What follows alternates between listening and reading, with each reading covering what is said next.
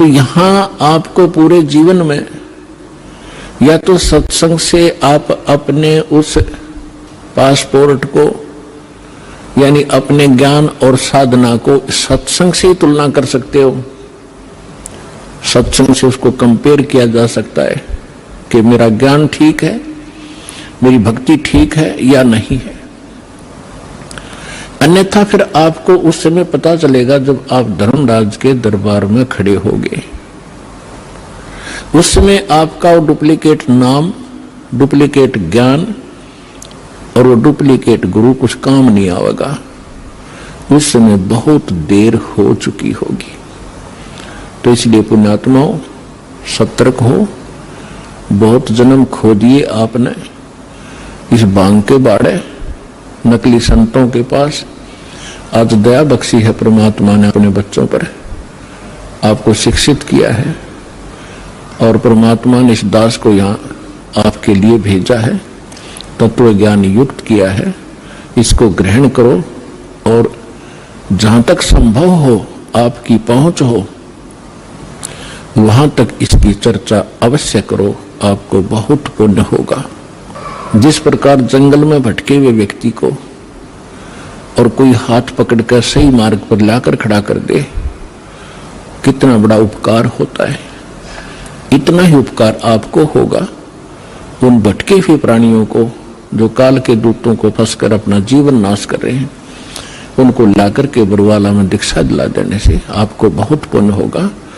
जैसे परमात्मा ने यहां तक कहा है कि 1000 गऊ हत्ते में कोई काट रहा हो कसाई और उनसे छुटवाकर उनको बाहर अच्छे चरागाह में छोड़ दिया जाए, तो इतना पुण्य उस प्राणी को होगा जो एक जीव को काल के खेमे से निकाल के और सतलोक आश्रम बरवाला में जोड़ देगा। ये सत्कर मान लेना।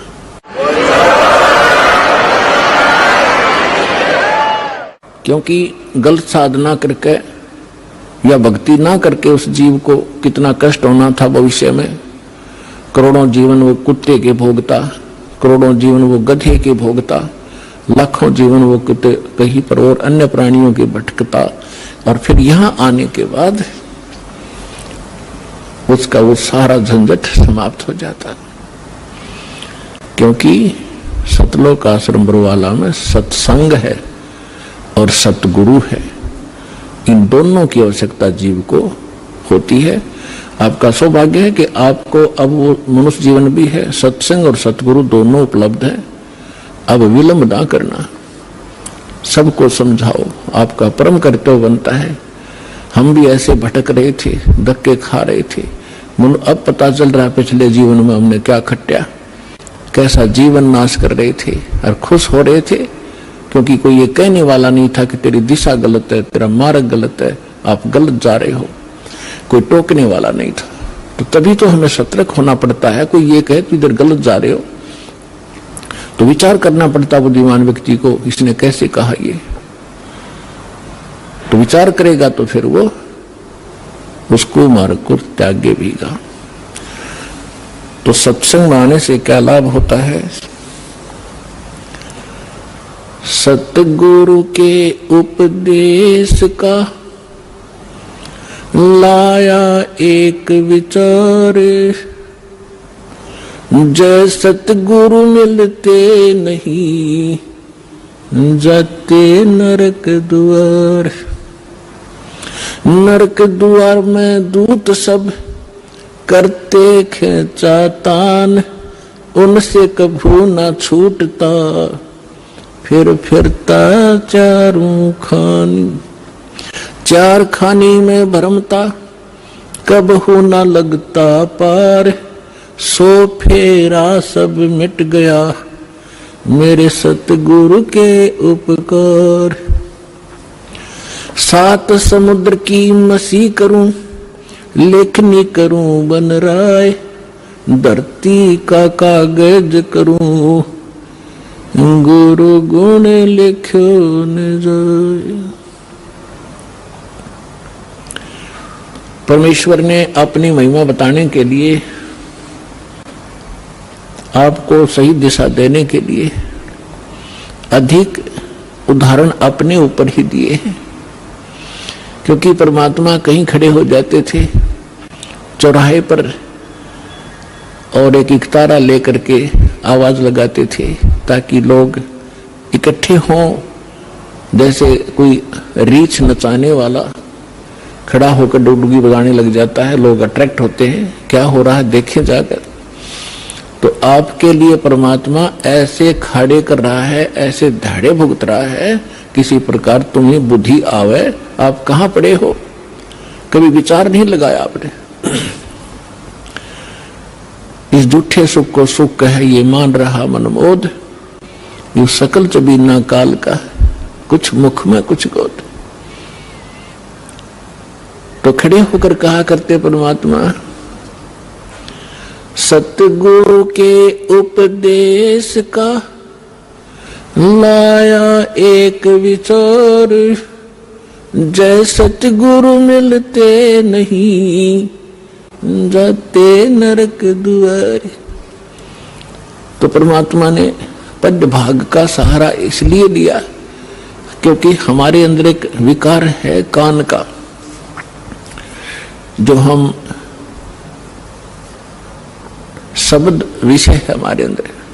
तो उस विकार के कारण परमात्मा अट्रैक्ट करते थे। सुरीली आवाज थी दाता की, वाणी में इतना अट्रैक्शन आत्मा को पकड़ के खींच लेता है, क्योंकि परमात्मा की वाणी आत्मा के लिए ही होती है।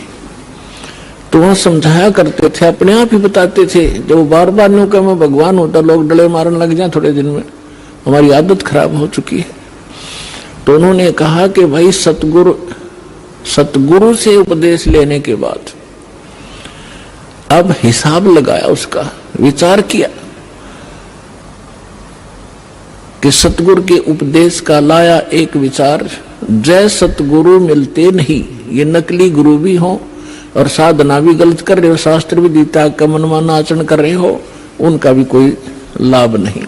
सतगुरु के उपदेश का लाया एक विचार, और जय सतगुरु मिलते नहीं जाते नरक द्वार। नरक द्वार में दूत सब करते खेचा तान, उनसे कभू ना छूटते, फिर फिरते चारों खान। जैसे ग्रुप के ग्रुप करोड़ों की संख्या में नकली संतों के पास हैं, ये सारे के सारे मृत्यु के उपरांत नरक में ठोके जाएंगे। और जब नरक में डाले जाते हैं, यम के दूत बहुत संख्या के अंदर हैं, 12 करोड़ की संख्या है उन यम के दूतों की। तो इनको जब आदेश हो जाता है धर्मराज का कि इतने इतने इतने इनको नरक डालो, जिनका अच्छे संस्कार उनको स्वर्ग भेज दिया। यहां तो इतना ही स्वर्ग या नरक 2 स्थान है, और तीसरा फिर 84 लाख योनियों में पुनः पटक दे। तो उनको आदेश दे दिया जाता है कि इन सबको नरक भेज दो। अब पूरे उस ग्रुप के ग्रुप को 1 लाख डेली यहां से जाते हैं, उनमें से कुछ स्वर्ग, कुछ 84 लाख योनियों में और बाकी नरक में। तो भाले लेकर के, लठ ले लेकर, एक सूक्ष्म शरीर है इसके अंदर, उस सूक्ष्म शरीर के अंदर प्राणी जब तक नेक्स्ट योनि प्राप्त नहीं करता, नेक्स्ट शरीर नहीं प्राप्त करता, तब तक उसका फेस, उसका आकार जो का तो रहेगा एज इट इज, जैसा इस शरीर में।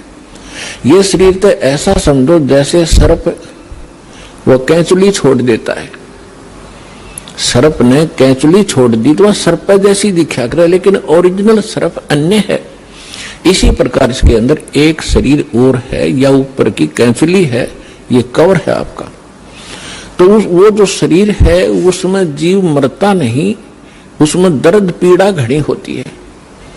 तो उसमें ऐसा लठ मारते हैं, वो भाले ठोकते हैं, उनकी मर्यादा तोड़कर इधर उधर चलते हैं।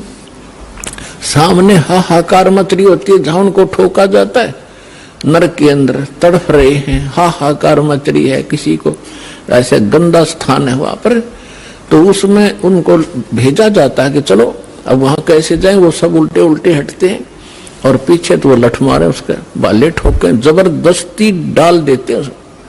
तो परमात्मा कहते नरक द्वार में दूत सब वहां करते खेचाता है, हम वापस भागेंगे, वो ठाठा पटकेंगे और उनसे कभू ना छूटता। उसके बाद फिर फिरता चारों खानी, चार खानी में, 84 लाख योनियों के शरीरों में, चार खानी में भ्रमता में कभू ना लगता पार। और सो फेरा सब मिट गया मेरे सतगुरु के उपकार। क्यों सारा झंझट बाईपास कर दिया उस सतगुरु ने। इतने दुख आपकी बला टलेगी इस सच्चे नाम को लेने से, कबीर परमात्मा की शरण में आने से, सतलोक आश्रम बुरवाला में आकर दीक्षा ग्रहण करने से। फिर परमात्मा कहते हैं ऐसे सतगुरु के फिर गुणगान क्या करूं। आप तो बालक हो, कोई दूसरी कक्षा का, कोई पहली कक्षा का, कोई वैसे सत्संग सुन करने के लिए आया है। लेकिन जब आप इस अध्यात्म ज्ञान से परिचित हो जाओगे, आपकी आंखों से आंसू पड़ा करेंगे। अब तो अफलातून होया फिर ये पुरानी छोटी सी पोस्ट मिल गई, कोठी और कार होगी, मोटरसाइकिल होगी, कोई व्यवसाय बन गया छोटा सा, या कितना कोई अधिकारी लग गया। तो परमात्मा याद दिलाना चाहते हैं कि ये सुख तो थोड़े से दिन का है, 10-20 वर्ष का। रिटायर होने के बाद फिर उसकी आंख भी खुल जाती है, या क्या बनेगी तेरे साथ में। कोई ड्राइवर भी ना मिलता है IAS IPS को, मुंह अंडे सैर सपट्टे करते हो पार्का में, ना घर के सुने, बहु गाल दे जाते ही सारी तनख्वाह बच्चे ले लें। क्योंकि जो बैटरी जब तक चार्ज रही, पिछले पुण्य थे तब तक तो वो खूब प्रभु पाक रहा था। और जब वो डिस्चार्ज हो गया, अगर चार्जर है नहीं, भक्ति ठीक करी नहीं, तो कहते हैं संशय शोक सराय में सूतक दिन राती, और जीवित जग में जूते पड़े फिर जम तोड़े छाती।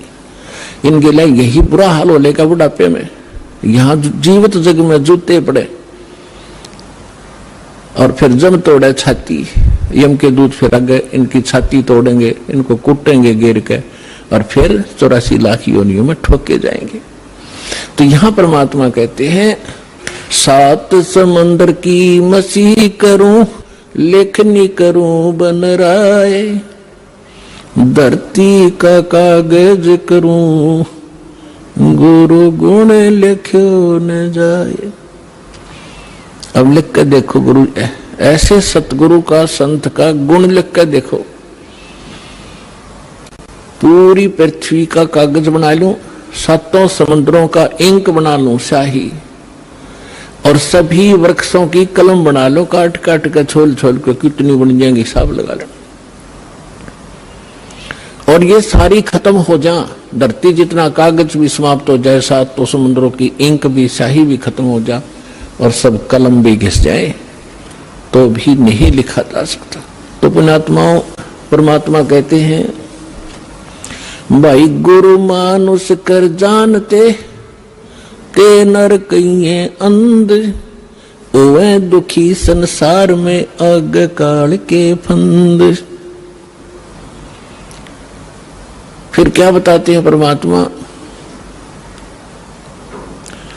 सतगुरु के सिजदा करूं, कर्म छुटाए कोटि, और जो सतगुरु की निंदा करे, फिर जम तोड़ेंगे ओठ।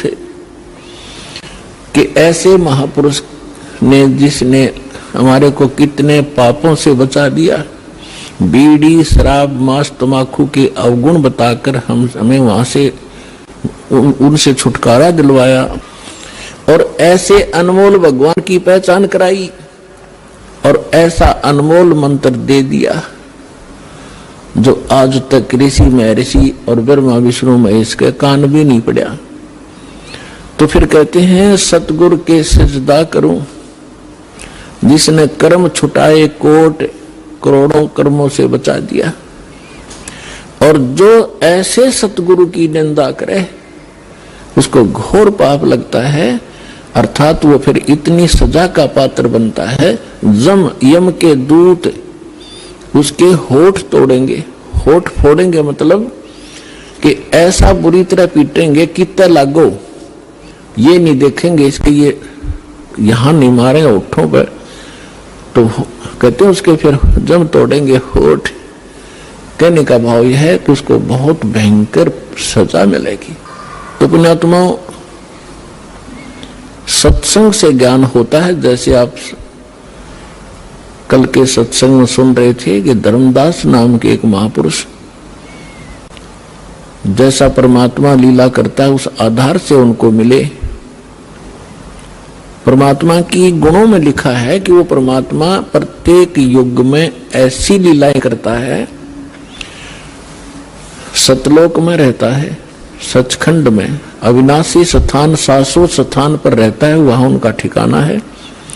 परमात्मा मनुष्य दृश्य। आज तक ये हमारे ऋषि महर्षि हमें ये निर्णय करके नहीं दे सके कौन तो भगवान है और कैसा उसका आकार है और कहाँ रहता है, उसके पाने का मंत्र कौन सा है, और जो ज्ञान आप दे रहे उसका प्रमाण कहाँ है।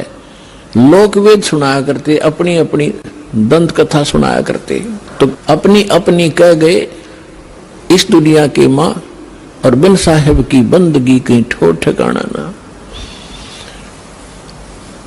तो पुण्यात्माओं, अभी तक हमारे को ये पता ही नहीं था कि भगवान वास्तव में है कौन। हम विष्णु जी की पूजा करते थे और फिर कहते थे ध्यान लगाते हैं, क्या देखा कि प्रकाश देखा। भगवान कैसा, भगवान निराकार है। फिर श्री विष्णु जी क्या है। हमारी बुद्धि बालकों जैसी थी, स्थिर नहीं थी, हमें पता ही नहीं था क्योंकि हमें गुरु ऐसे मिले थे। तो परमात्मा कहते हैं मां मुंडो उस संत की जिस पे संशय ना जावे। कहते इसे संत ने छोड़ दे तुरंत, जो शंका निवारण नहीं कर सकता सारी। तो आज तक हम जितने भी सत्संग सुना करते थे या अनुभव पढ़ा करते थे संतों के, उनसे संशय समाप्त नहीं होता था, लेकिन हम श्रद्धालु होने के नाते उनको पढ़ते ही रहते थे। तो परमात्मा का एक विधान है, परमात्मा उसी विधान अनुसार अपने सब कार्य करते हैं। परमेश्वर सतलोक में रहते हैं, जिसको गीता जी में शाश्वत स्थान कहा है, सनातन परमधाम कहते हैं। और वहां परमात्मा मनुष्य दृश्य है, एक सिंहासन पर विराजमान है। एक बहुत बड़ा गुम्बद है परमात्मा के ऊपर, बहुत बड़ा एक मंदिर नुमा आकार का। उसके सेंटर में परमात्मा का सिंहासन है, उसके ऊपर मुकुट धारण करके परमात्मा बैठे हैं और सिर पर छत्र है। सिर पर छत्र है दाता का, श्वेत छित्र है। और फिर यहां जब आते हैं अपने, वहां परमात्मा के रूप एक रोमकूप में करोड़ सूर्य मिला दे, करोड़ चंद्रमा, इनकी रोशनी भी फीकी पड़े, इतना नूर है दाता का। यहां आते हैं तो शोभा को कम कर लेते हैं, हल्का तेज पुंज का शरीर बना लेते हैं, सरल करके आते हैं। यदि वो इसी रूप में यहां आ जाए तो हमारी चरम दृष्टि देख नहीं सकती, जैसे उल्लू सूर्य को नहीं देख सकता।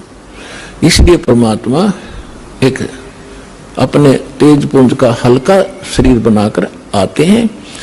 और वो मनुष्य दर्श तो है ही है, अपने एज इट इज रूप में हमसे मिलते हैं, बातें करते हैं, लेकिन हमारे को ज्ञान गलत प्राप्त होता है। परमात्मा की डेफिनेशन गलत होती है, हमारे हमने ग्रहण कर रखी होती है। इसलिए हम भगवान को निराकार मानते रहते हैं और साधु उनको संत मान करके ही हम उनको फ्री कर देते थे।